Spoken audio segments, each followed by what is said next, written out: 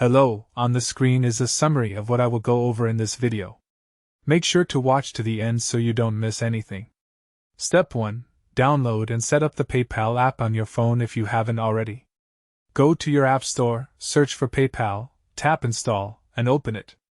Log in with your email and password or create a new account if you don't have one yet. Step 2. Link your bank account or card to your PayPal wallet. Open the app, tap Wallet, then add a payment method. You can connect your debit card, credit card, or bank account directly for fast transactions. Step 3. Find a store that accepts PayPal payments. Look for the PayPal logo at checkout or ask a cashier if they accept digital wallets. Most major retailers now support PayPal in 2026. Step 4. Open the PayPal app when you're ready to pay and go to your wallet section. Have your phone ready and unlocked so the transaction is quick and smooth.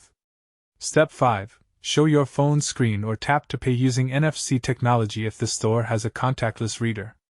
Confirm the amount, authenticate with your fingerprint or PIN, and you're done. The transaction should complete in seconds, and you'll get an instant receipt in your app.